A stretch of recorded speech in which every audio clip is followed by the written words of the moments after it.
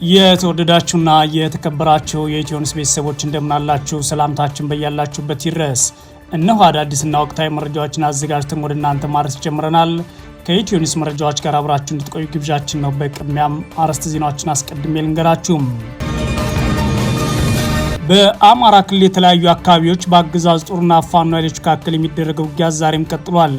የፋኖ ኃይሎች በወልዲያ ከተማ ዙሪያ ከአገዛዙ ጦር ጋር ባደረጉት ውጊያ ድል መቀዳጀታቸውን አስታውቀዋል። በሌላ በኩል በክልሉ ደቡብ ጎንደር ዞን ከ15 በላይ የብልጽግና አመራሮች በፋኖ ተይዘው መወሰዳቸው ታውቋል። የብልጽግና አገዛዙ በፋኖ ኃይሎች የደረሰበትን ኪሳራም ተከትሎም በፖለቲካና ወታደራዊ አመራሮች ዘንድ ከፍተኛ አለመግባባት ተፈጥሯልም ተብሏል። ዝርዝሩ ተዘጋጅቷል። የብልጽግናው ጠቅላይ ሚኒስትር አብይ አህመድ ወደ ኤምሬትስ ደውለው ኢራንን ያወገዙ ሲሆን የኢራን አምባሳደር በአዲስ አበባ ደግሞ ከብልጽግና የውጭ ጉዳይ ሚኒስትር ጋር መክረዋል። አብይ አህመድ ኢራንን ለማውገዝ ወደ ተባበሩት አረብ ኤምሬት በአካል ጭምር ሂደው የነበረ ሲሆን ከሰሞኑ እንደገና ደውለው ቢን ዛይድ ጋር ሲያወሩም ኢራንን አውግዘዋል የተባለ ሲሆን ኢራን ደግሞ በአዲስ አበባ በኢትዮጵያ የውጭ ጉዳይ ሚኒስቴር በኩል አምባሳደሯን አነጋግራለች። በዝርዝር የምናየው ሌላኛው ጉዳይ ነው። የብልጽግና አገዛዝ የአፋር ክልል ፕሬዝዳንት አወል አርባ አስተዳደርን የተቹ ሁለት ሴቶች መታሰራቸው ተሰማ። የታሰሩት ሁለቱ ሴቶች በአፋር ሕዝብ ዘንድ ታዋቂ አርቲስቶች ሲሆኑ አንዷ በኢትዮ ኤርትራ ጦርነት ተሳትፎ የነበራቸው ወታደር ስትሆን ሁለተኛዋ ደግሞ የአፋር ፖሊስ አባል ሆነው የሚያገለግሉ ሌላ ሴቶች ናቸው። እነዚህ ሴቶች ከተያዙ ታዲያ 3 ሳምንት አልፏቸዋል ተብሏል። ዝርዝሩን ትሰሙታላችሁ። ፓርላማው ምልዓተ ጉባኤው ማሟላት ባለመቻሉ መደበኛ ስብሰባውን ሳያደርግ መቅረቱ ተሰማ። የብልጽግና የሕዝብ ተወካዮች ምክር ቤት በዛሬው ዕለት ሊያካሄዱ የነበሩ መደበኛ ስብሰባ የፓርላማ አባላት ምልዓተ ጉባኤ ሳይሟላው መቅረቱ ተሰርዟል ተብሏል። ለምን? ዝርዝሩን እነግራችኋለን። ፕሬዚዳንት ትራምፕ የኢራን የጋዝ ማምረቻ ስፍራ በከፍተኛ መጠን እንደሚያጋዩ አስጠነቀቁ። ኢራን ደግሞ በሆርሙዝ ወሽመጥ በኩል የሚተላለፉ መርከቦችን ለማስከፈል እያሰበች እንደሆነ ተሰምቷል።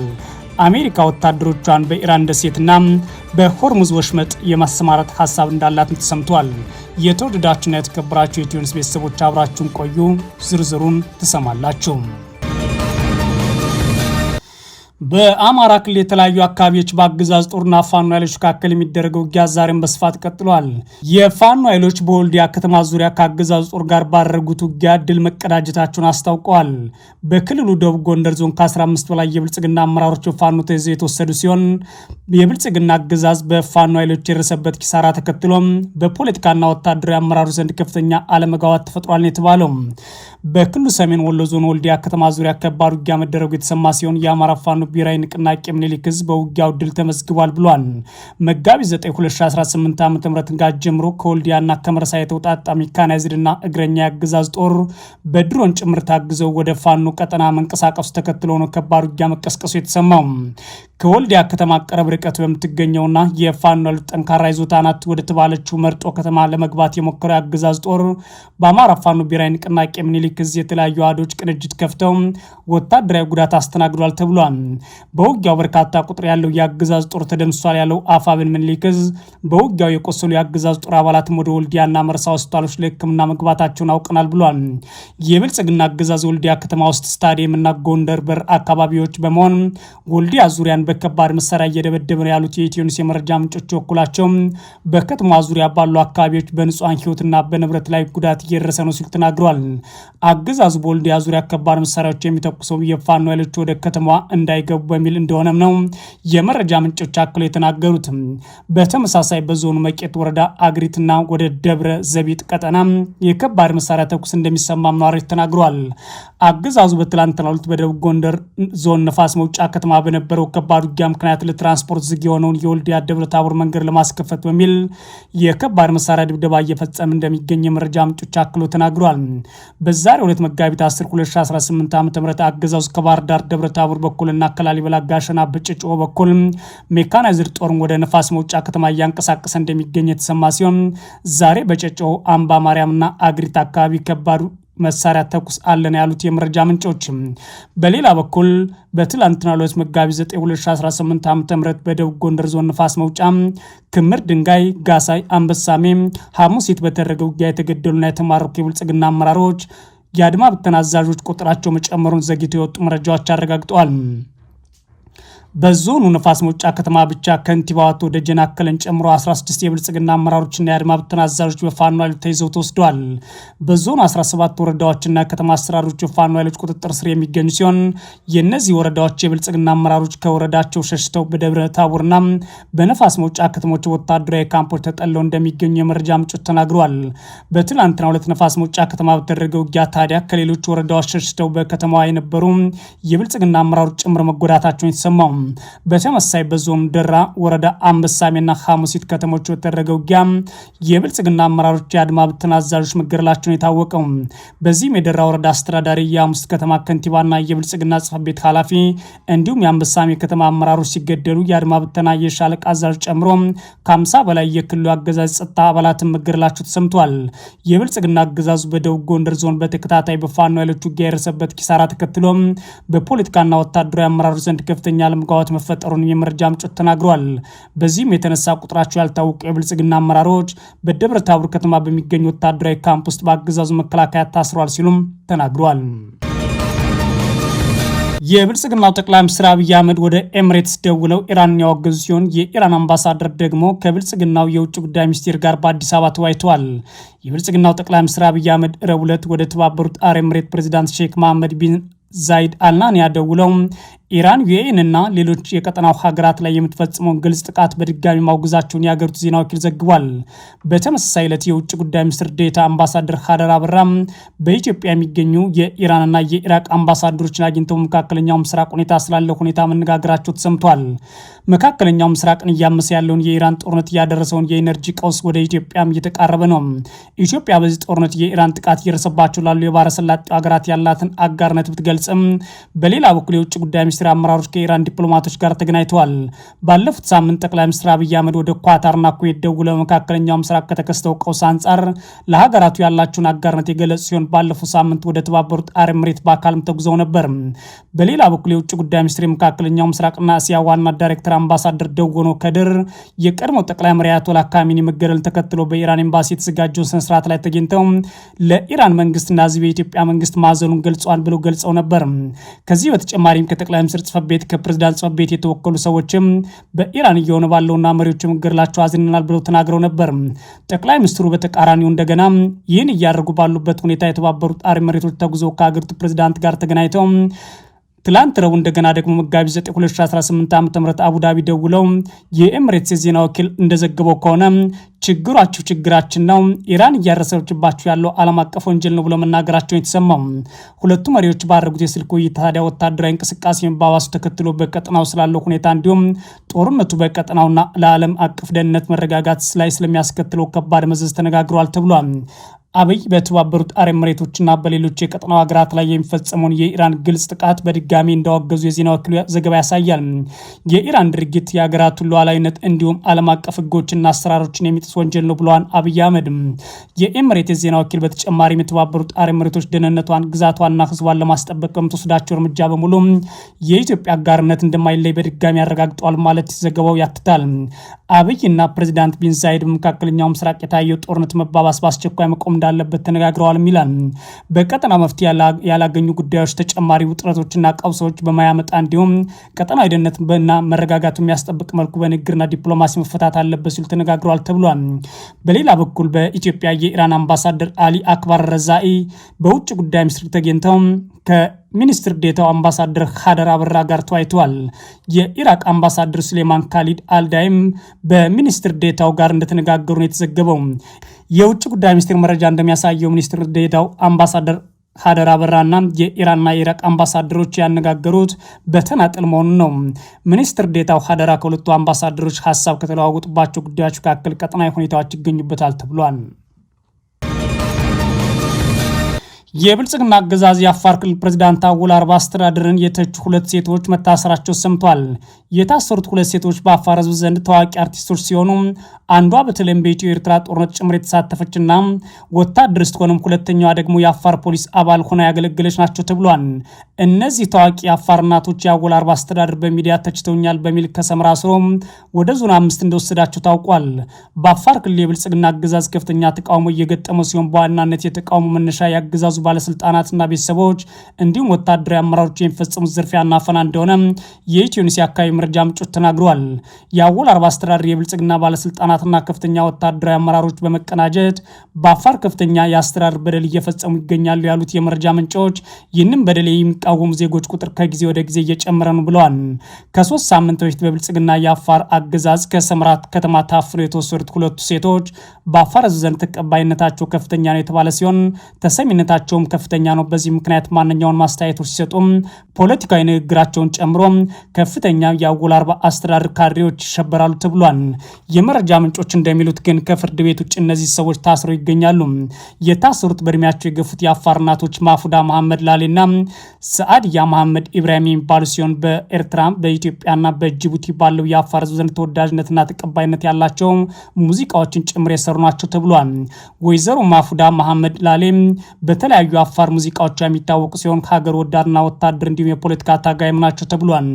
ወይዘሮ ማፉዳ መሐመድ ላሌ በኢትዮ ኤርትራ ጦርነት ተሳትፎ ተማርከው ሁሉ ነበር ያሉት የመረጃ ምንጮች በአሁኑ የብልጽግና አገዛዝ ትችት በመናገርና በማቅረብ ይታወቃሉም ተብሏል።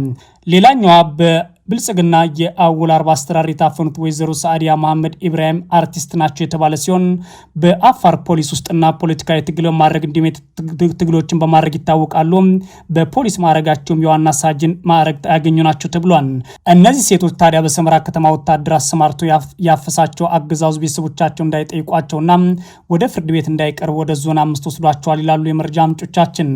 በአፋር የፖለቲካዊ ወታደራዊ ትግል ሰፊ ተሳትፎ ልምድ ያላቸው በመሆኑ የብልጽግና አገዛዝ በሚዲያ ወጥተው በመተቸታቸው ወጣቶች ድጋፍ ማሳየታቸውና ያ ትችትን በብዙዎች ዘንድ መነጋገሪያ መሆኑን ተከትሎ ነው የታሰሩት የሚሉት የመረጃ ምንጮች በክልሉ ያለው ኢፍትሐዊ አሰራር ዝርፊያና አፈና በመቃወም ጠንካራ አስተያየት ማቅረባቸው በአገዛዙ ሰዎች ዘንድ ቁጣ ቀስቅሷል ብለዋል። በአፋር ክልል ከፍተኛ የፖለቲካ ቀውስ ያለ ሲሆን እነዚህ እናቶች መታሰራቸውን ተከትሎ አሁን ላይ ችግሩ ተባብሷል ተብሏል። የጎሳ መሪዎች ጭምር እነዚህ እናቶች ወደ ሰመራት ተመልሰው ከአፈና እንዲለቀቁና ዜጎችና ወንድሞቻቸው ወይም እህቶቻቸው እንዲሁም ቤተሰቦቻቸው እንዲጠይቋቸው ቢጠይቁም አወል አርባ መከላከያን ያስራቸው ማለት አለቀቃቸውም በማለቱ የተነሳ አሁን ላይ ከፍተኛ ውጥረት አለ ብለዋል። በዋናነት የብልጽግና አገዛዝ የአካባቢ ባለስልጣናት በቀጠናው የሰፈረው የአገዛዙ ሰፊ ጦር ጋር በመመሳጠር የሚፈጸሙ ዘረፋ፣ አፈናን፣ ማሳደድ የወለደውን ችግር በመናገራቸው አሁን ላይ እነዚህ እናቶች ከፍተኛ አደጋ ተደቅኖባቸዋል ተብሏል። ጸረ ብልጽግና ትግል የሚያደርጉ ኃይሎች ጭምር የተፈጠሩበት የክልሉ የአወል አርባ አስተዳደር በቤተሰባዊና በዝርፊያ ሰንሰለት ላይ የተመሰረተ መሆኑ ለቀውስ ቀዳሚ ምንጭነት ተጠቃሽ ሆኖ ቀርቧል። የብልጽግና ፓርላማ ምልዓተ ጉባኤ ማሟላት ባለመቻሉ መደበኛ ስብሰባው ሳያካሄድ መቅረት ተሰማ። የብልጽግና ሕዝብ ተወካዮች ምክር ቤት በዛሬው ዕለት ሊያካሄዱ የነበረው መደበኛ ስብሰባ የፓርላማ አባላት ምልዓተ ጉባኤ ሳይሟላ መቅረቱ ለመሰረዝ ተገደደ። ምክር ቤቱ ውሳኔውን ከማስተላለፉ አስቀድሞ የፓርላማ ሰራተኞች ዝግ ስብሰባ እንደሚደረግ በመግለጽ ጋዜጠኞች ከስብሰባ አዳራሽ እንዲወጡ አድርገዋል ተብሏል። መደበኛ ስብሰባዎችን ዘወትር ማክሰኞና ሐሙስ የሚያካሄዱ የሕዝብ ተወካዮች ምክር ቤት ለዛሬ መጋቢት 10 2018 በ6 ጉዳዮች ላይ ለመጓየት አጀንዳ ይዞ ነበር ይላል ኢንሳይደር ዘገባ። ከአጀንዳዎቹ አራቱ የኢትዮጵያ መንግስት ከተለያዩ ዓለም አቀፍ ተቋማት ጋር ያደረጋቸው የብድር ስምምነቶች የሚመለከቱ ነበሩ። ፓርላማው በዛሬው ስብሰባው በአጀንዳነት የያዘው ሌላ ጉዳይ ላለፉት 12 ዓመታት በስራ ላይ የቆየ የጉምሩክ አዋሽ ማሻሻያን ተመልክቶ ጉዳዩ ላይ የሚመለከተው ቋሚ ኮሚቴ መምራት ነበር። ሆኖም ከዚህ ቀደም ብዛም ባልተለመደ መልኩ ፓርላማ ምልዓተ ጉባኤው አልተሟላም በሚል ምክንያት መደበኛ ስብሰባን ሳያካሄድ ቀርቷል። ኢትዮጵያ ኢንሳይደር ያነጋገራቸው አራት የፓርላማ አባላት ይኸው ምክንያት በሕዝብ ተወካዮች ምክር ቤት ጽሕፈት ቤት ኃላፊዎች እኩል እንደተነገራቸው ገልጸዋል። ምልዓተ ጉባኤው ካልተሟላባቸው ምክንያቶች አንዱ ለረፍት ወደ ምርጫ ክልላቸው የሄዱ የሕዝብ ተወካዮች ምክር ቤት አባላት በጊዜው ባለመመለሳቸው መሆኑን ከጽሕፈት ቤት ተረድተናል ብለዋል። ነገር ግን ተጨማሪ ምክንያት ሊኖር ይችላል አላወቅንም ማለቱን ሚዲያው ዘግቧል። ፕሬዚዳንት ትራምፕ የኢራን የጋዝ ማምረቻ ስፍራን በከፍተኛ መጠን እንደሚያጋዩ አስጠንቀዋል። ኢራን ደግሞ በሆርሙዝ ወሽመጥ በኩል የሚተላለፉ መርከቦችን ለማስከፈል እያሰበች እንደሆነች ይፋ አድርጋለች። አሜሪካ ወታደሮቿን በኢራን ደሴትና በሆርሙዝ ወሽመጥ የማሰማራት ሀሳብ እንዳላትም ተሰምቷል። በመካከለኛው ምስራቅ የሚካሄደው ጦርነት ወደ አዲስ ምዕራፍ ሊሸጋገር ይችላል የሚል ስጋት የገባው የፕሬዚዳንት ትራምፕ አስተዳደር በሺዎች የሚቆጠሩ ወታደሮችን በማሰማራት ዘመቻውን ለማጠናከር እያሰበ እንደሆነ ሮይተርስ ዘግቧል። የዜና ወኪሉ አንድ ባለስልጣንና 3 ምንጮች ጠቅሶ ያወጣው ዘገባ እንደሚያሳየው አሜሪካ በኢራን ላይ እያካሄደች ያለች ጦርነት ሶስተኛ ሳምንት እየተገባደደ ባለበት በአሁኑ ጊዜ አዲስ የሚሰማሩ ወታደሮች አሜሪካ ለምትወስደው እርምጃ ተጨማሪ አማራጮች ሊሰጣት ይችላል ተብሏል። የአየርና የባህር ላይ በመጠቀም በሆርሙዝ ወሽመጥ በኩል የሚያልፉ ነዳጅ ጭኝ መርከቦች ደህንነት በመጠበቅ ተጨማሪ ወታደሮች ከማሰማራት ጋር የሚወሰድ እርምጃ ነው ተብሏል። ሮይተርስ ያነጋገራቸው ምንጮች እንዳሉት የሆርሙዝ ሰርጥ መተላለፊያ የመጠባበቁ ጉዳይ በኢራን የባህር ዳርቻዎች ላይ ጭምር የአሜሪካ ኃይሎችን ማሰማራትን ሊጨምር ይችላል ተብሏል። በተጨማሪም ኢራን ወደ ውጭ ከምትልከው የነዳጅ ምርት 90% የሚያልፍበት የካርግ ደሴት ላይ እግረኛ ሰራዊት ለማስፈር እያሰቡ እንደሆነ የአሜሪካ ባለስልጣናት ተናግረዋል። አንድ ባለስልጣን ግንቦታዎች በኢራን የሚሳኤልና የድሮን ኢላማ ስር በቀላሉ ስለሚወድቁ የአሜሪካ ወታደሮች በኢራን ይዞታ ላይ የማሰማራት እቅድ አደጋ ሊያስከትል የሚችል ነው ብለዋል። ኢራን ጥቃቱን ፈጽሟን የምትቀጥል ከሆነ ለኢራን ከፍተኛ የነዳጅ ገቢ የሚያስገኙ የካርግ ደሴት እንደሚያወድሙ ፕሬዚዳንት ትራምፕ ዛሬ ማስጠንቀዋል። ባለፈው ሳምንት ማብቂያ ላይ አሜሪካ በወታደራዊ ኢላማዎች ጥቃት የፈጸመችበት ካርግ ደሴት ወሳኝ የነዳጅ መሰረተ ልማቶችን የያዘ በመሆኑ ከማውደም ይልቅ በቁጥጥር ስር መዋል የተሻለ አማራጭ እንደሆነ ወታደራዊ ባለሙያዎች ይመክራሉ ይላል ቢቢሲ። ትራምፕ በምርጫ ቅስቀሳቸው ወቅት በመካከለኛው ምስራቅ ግጭት ውስጥ እንደማይሳተፉ የገቡትን ቃል በማጥፋቸው በኢራን ላይ ለከፈቱት ጥቃት ከአሜሪካውያን ያገኙት ድጋፍ ዝቅተኛም ሆኗል። በመሆኑም ወታደሮች ወደ ኢራን የሚያሰማሩ ከሆነ ፕሬዚዳንት ትራምፕ በሀገር ውስጥ ከፍተኛ ፖለቲካዊ አደጋ ይገጥማቸዋል ነው የተባለው። አሁን ላይ ታዲያ ትራምፕ ኢራን በኳታር ላይ የተፈጥሮ ጋዝ ማውጫውን ላይ በተደጋጋሚ ጥቃት የምትፈጽም ከሆነ የቴህራን የጋዝ ማምረቻ ስፍራ ከዚህ ቀደም ታይቶ የማይታወቅ መጠን አጋየዋለሁ ብሏል። ትራምፕ ያሉት በደቡብ ፋርስ ውስጥ በሚገኘው የተፈጥሮ ጋዝ ስፍራ በእስራኤል ጥቃት የተመታባት ኢራን ኳታር ውስጥ በሚገኘው በተመሳሳይ የኤነርጂ መሰረተ ልማት ላይ የሚሳይልና ሮኬት ጥቃቶችን ከፈጸመች በኋላ ነው። ይህ በእንዲህ እንዳለ ኢራን በሆርሙዝ ወሽመጥ በኩል የሚተላለፉ መርከቦች ለማስከፈል እያሰበች እንደሆነ ሰምቷል። ኢራን በሆርሙዝ ወሽመጥ በኩል የሚተላለፉ መርከቦች የአገልግሎት ክፍያና ታክስ ለኢራን እንዲከፍሉ የሚያስገድድ ሕግ በአገሪቱ ፓርላማ አባላት መነጋገሪያ መሆኑን ተገልጿል። በኢራን ፓርላማ ወይም መጅሊስ ውስጥ የዋና ከተማዋ ቴህራን ተወካይ የሆኑት ሶማሪያ ራፌም የሆርሙዝ ወሽመጥ ደህንነቱ ጠብቆ የመርከቦች የነዳጅና የምግብ ምርቶች መተላለፊያ እንዲሆን ከተፈለገ ኢራን አስፈላጊ ጥቅም እንድታገኝ የሚያደርግ ሕግ ላይ እየተሰራ መሆኑን አመላክተዋል ይላል ቢቢሲ። ኢስና የተባለው የኢራን ዜና አገልግሎት የፓርላማ አባሉ ቴህራን ውስጥ በሚገኝ አደባባይ ላይ ለህዝብ ባደረጉት ንግግር ኢራን በሆርሙዝ ላይ የሚኖራት የባለቤትነት ስልጣን አስረድተዋል። ኢራን የሆርሙዝ ወሽመጥን ደህንነት ማረጋገጥና የሀገሪቱን ጥቅም መጠበቅ ቀዳሚ አጀንዳዋ መሆኑን ጠቅሰው አሁን ጠላቶቻችን ያለ ችግር በምቾት ሲጠቀሙበት የነበረውን ነጥቀናቸዋል፣ ነገር ግን ይህ እውነታ ለመቀበል አልቻሉም፣ ሊወጡት የሚችሉትም አይደለም በማለት በወሽመጡ መዘጋት የተፈጠረውን ሁኔታ አስመልክተው ተናግሯል። ጨምሮም በፈጣሪ ፍቃድ በኢራን ወሳኝና እርግጠኛ ድል ጦርነቱ ይጠናቀቃል፣ ከዛም በኋላ በሆርሙዝ ወሽመጥ በኩል ማለፍ ለጠላቶቻችን ፈተና ይሆናል በማለት መናገራቸውን ቢቢሲ ዘግቧል። የተወደዳችሁና የተከበራችሁ የኢትዮ ኒውስ ቤተሰቦች መረጃዎቻችን እነዚህ ነበሩ። መልካም ጊዜ እመኛለሁ።